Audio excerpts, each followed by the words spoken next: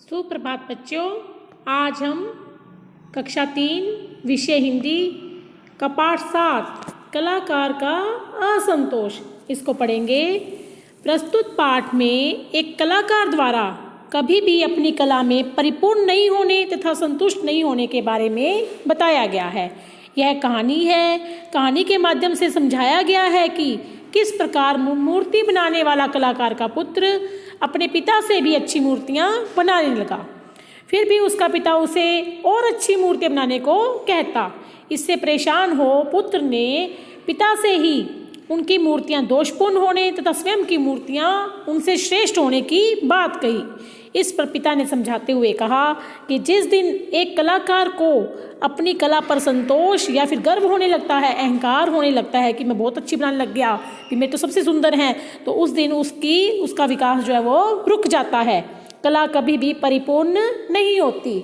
यानी कि इसमें यह समझाया गया है कि अगर हम किसी भी क्षेत्र में खूब तरक्की भी कर लेते हैं तब भी हम ये नहीं कह सकते कि हम परिपूर्ण हैं, क्योंकि प्रत्येक परिस्थिति हमें कुछ ना कुछ अवश्य सिखाती है। तो कोई भी कभी भी सर्वज्ञ नहीं होता, वो हमेशा सीखता रहता है और उसे सीखना भी चाहिए।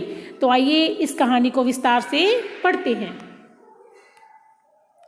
कलाकार का असंतोष। एक गांव में एक आदमी रहता था। वह मिट्टी की मूर्तियाँ बनाया करता था। उसकी बनाई मूर्तियाँ सुंदर होती थी, इसीलिए वे बाजार में आसानी से बिक जाती थी। अच्छे दिन थे, उसका गुजारा मज़े में हो जाता था। क्या बताया कि एक गांव में एक आदमी था, वो मिट्टी की मूर्तियाँ बनाता था और उसकी बनाई मूर्तियाँ बहुत सुंदर होती थी, इसलिए वो आसानी से बिक भी जाती थी। उनके दिन अच्छे गुजर रहे थे, वो मज़े में अपना जीवन व्यतीत जो है वो कर रहे थे।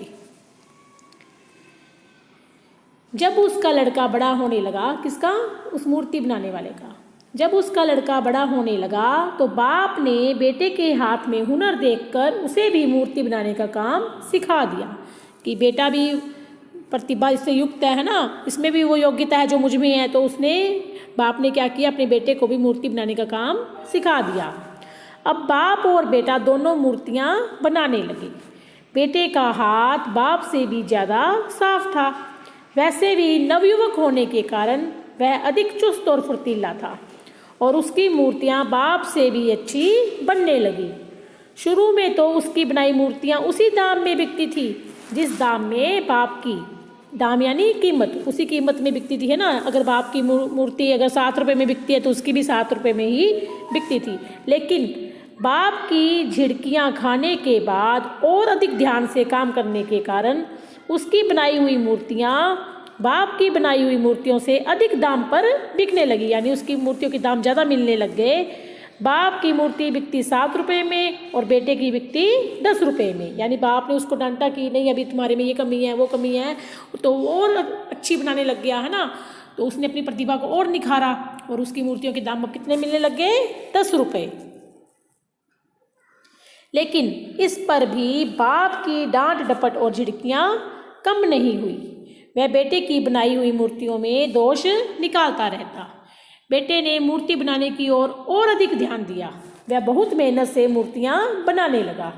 अब बेटे की मूर्तियाँ अधिक तराशी हुई होने लगी और बाजार में उनका दाम भी बढ़ गया। यानी और अधिक मेहनत की उसने मूर्तियाँ बनाने में, तो उसका दाम और ज़्यादा बढ़ गया।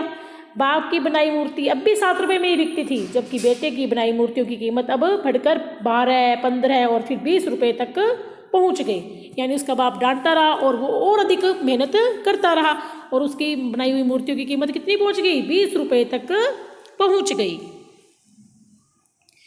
मगर बाप को फिर भी क्या नहीं हुआ? संतोष नहीं हुआ। वो अपने बेटे की बनाई हुई मूर्तियों में दोष निकालता। ये आँख दूसरी आँख से अधिक बड़ी बन गई है, कंधों की गोलाई बराबर नहीं है, ये कान बनाए या अनाज साफ करने का छाछ, यानी वो कुछ ना कुछ जो है नुक्स जो है, कमी जो है वो निकालता रहता। नाखून बहुत छोटे हैं, दिखते तक नहीं, और ये ना भी बनाई है या अपने गांव का कुआं। एक दिन बेटे ने झल्ला कर कहा, जब बाप ऐसे डांटता रहता, अभी रोज़ कोई ना कोई कमी निकालता कि ये किया है, वो किया है ना, कभी कान छोटे हैं, कभी क्या है, नाखून नहीं दिख रहे, तो ऐसे जब निकालता रहता तो एक दिन बेटे को गुस्सा आ गया और उसने झल्ला कर कहा, बापू, तुम मेरी मूर्तियों में दोष क्यों निकालते हो? तुम्हारी खुद की बनाई मूर्तियाँ तो दोषों से भरी हुई हैं। अब क्या कहते हैं बेटा कि तुम मेरी मूर्तियों में कितने दोष निकालते हो, तुम्हारी खुद की बनाई हुई मूर्तियों में कितनी हैं, कितने दोष भरे हुए हैं ना। मैं तुम्हारी हर मूर्ति में 20 दोष निकाल सकता हूँ। अब देख लो, तुम्हारी बनाई मूर्ति तो केवल 7 रुपये में ही बिकती है और मेरी मूर्ति के लिए लोग 20 रुपये भी खुशी से दे जाते हैं। यानी तुम्हारी तो 7 रुपये में ही बिकती है, लेकिन मेरी मूर्ति के लोग 20 रुपये तक दे जाते हैं और वो भी खुश होकर देकर जाते हैं। फिर भी तुम मेरी बनाई हुई मूर्तियों में दोष निकालते हो। मेरे ख्याल से मेरी मूर्ति में अब कोई भी दोष नहीं होता। वे इतनी सजी संवरी होती हैं कि अब उनमें सुधार की कोई गुंजाइश नहीं है। यानी अब इससे ज़्यादा सुंदर वो बन ही नहीं सकती, मेरी मूर्तियाँ बहुत ज़्यादा सुंदर बन चुकी हैं। बाप उदास हो गया। दुखी स्वर में वह बोला, बेटे, मुझे यह बात मालूम है, लेकिन तेरे मुँह से यह बात सुनकर मुझे लगने लगा है कि अब तुझे तेरी मूर्तियों के लिए 20 रुपये से अधिक कभी भी नहीं मिलेंगे। अब बेटा क्या कहता है? क्यों?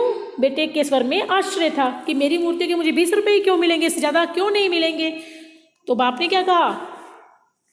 बेटे की ओर देखता हुआ बाप बोला, क्योंकि जब मूर्तियों को बनाने वाले कलाकार को खुद ये लगने लगे कि अब उसके काम में निखार आ गया है और उसमें सुधार की कोई गुंजाइश नहीं रही, तो मान लेना कि उसका विकास रुक गया है। कलाकार का संतोष उसकी प्रगति को वहीं रोक देता है। यानी जब हम पूरी तरह से संतुष्ट हो जाते हैं कि बस ये तो बहुत बढ़िया हो गया, तो उससे ज़्यादा हम उसमें सुधार कर भी नहीं सकते। एक दिन मुझे भी अपने काम से संतोष हो गया था और आज तक मुझे मूर्तियों की कीमत कभी 7 रुपये से अधिक नहीं मिली। बेटा लज्जित हो गया और उसका सिर नीचे झुक गया। यानी हमें कभी भी अपने काम से संतुष्ट नहीं होना चाहिए, हमें उसमें और अधिक सुधार करते रहना चाहिए, है ना, और लगातार सीखते रहना चाहिए। अगर आज हम किसी भी, जैसे आप तुम्हारी क्लास का ही ले लो, अगर तुम्हें कोई काम मिला है घर के पे करने के लिए, याद करने के लिए, और तुम उसको याद करके भी आते हो कि मुझे तो पूरा याद हो गया, है ना, मम्मी पूछे कि क्या कहते हो, मुझे तो पूरा याद हो गया, मुझे अच्छी तरह आता है, और जब क्लास में उसका टेस्ट लिया जाता है तो तुम्हारे नंबर कहीं ना कहीं से कट जाते हैं। यानी तुम्हें अभी तक उसमें तुम्हें पूरा याद नहीं था, तभी तुम्हारे नंबर कटे। तो हमें हमेशा ज्ञान को जो है वो प्राप्त करते रहना चाहिए और कभी भी ये नहीं सोचना चाहिए कि मुझे सब कुछ आता है। धन्यवाद।